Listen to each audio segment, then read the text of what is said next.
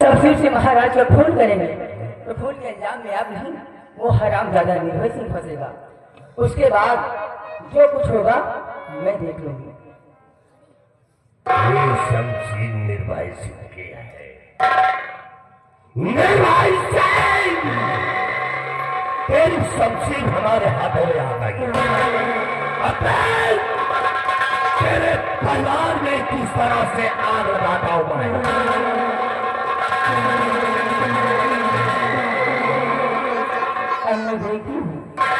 मैं देखी हूँ मुझे इस विक्रमगढ़ राज की मलिका बनने से कौन रोकता है। सिर्फ मंत्री जी के आने का इंतजार करूंगी।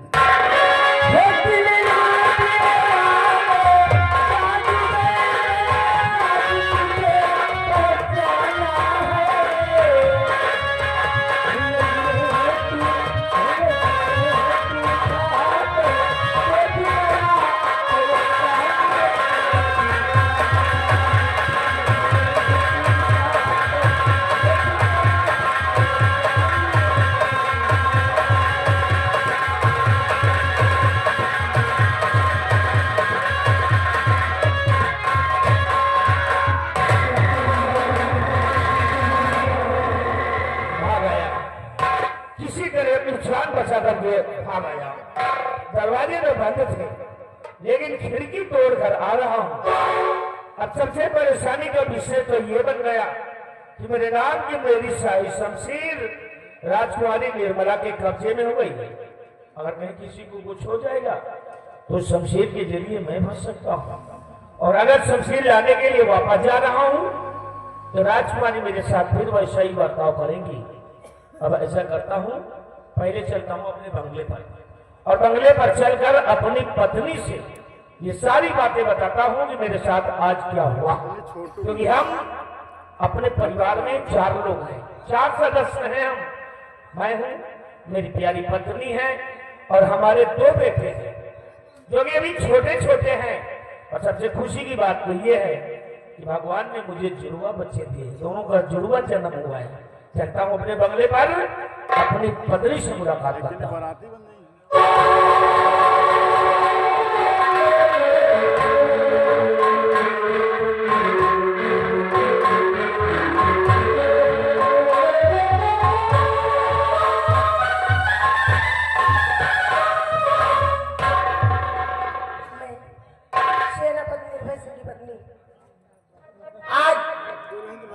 इस समय हमारे पति सीमा सरहद पे हैं और हमेशा तरह आज भी ना जाने क्या करते रहते हैं। मैं हमेशा समझाती हूँ कि समय से जाइए, समय से आइए। 10 बज रहे हैं, अभी तक मेरे स्वामी जी सीमा सरहद से अपने बंगले पे मैं उनका इंतजार करती हूँ।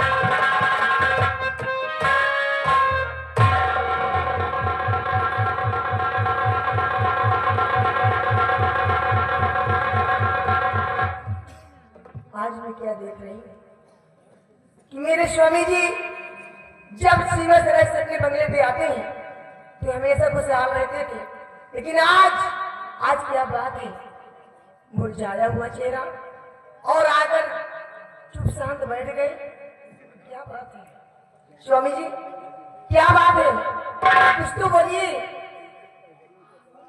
स्वामी जी, अरे कुछ तो बोलिए, क्या बात है?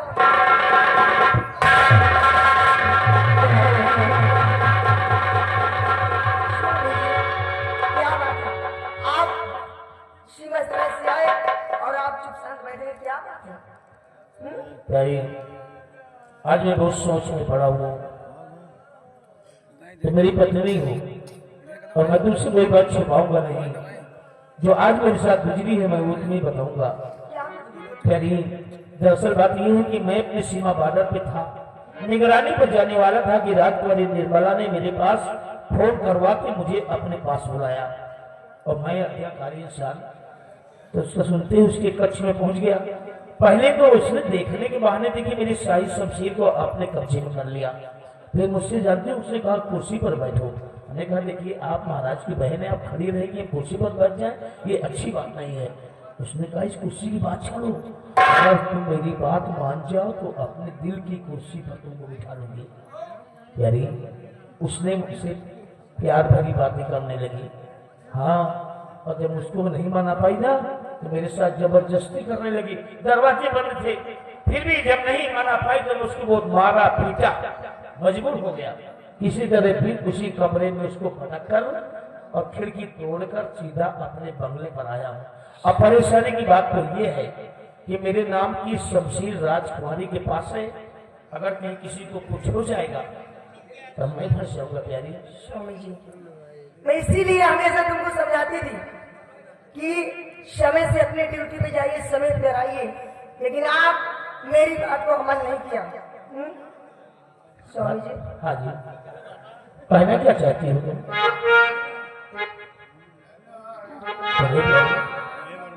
बात को मेरी करो स्वीकार,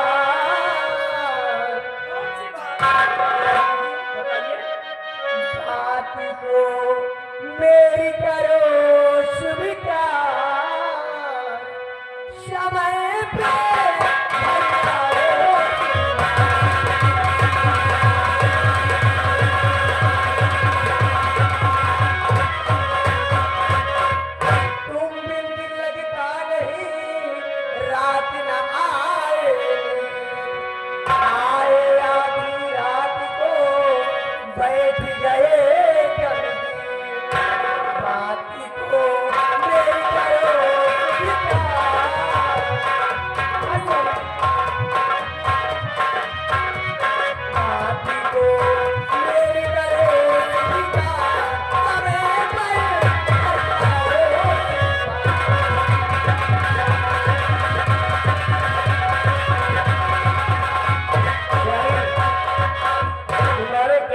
मतलब कि तुम्हारी बात को स्वीकार करें, समय पर आए और समय पर जाए।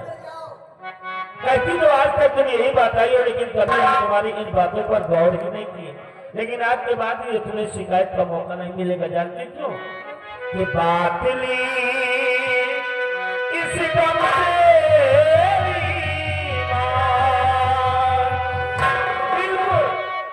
कि बात ली इस दम से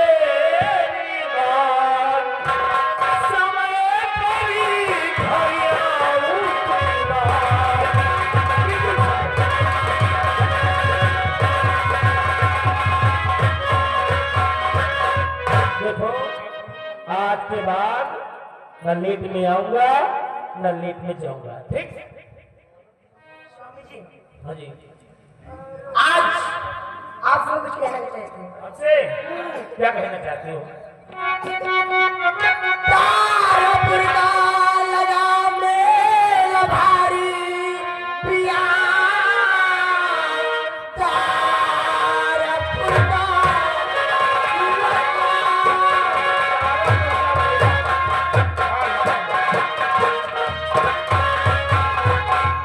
तारपुर का लगा मेला भारी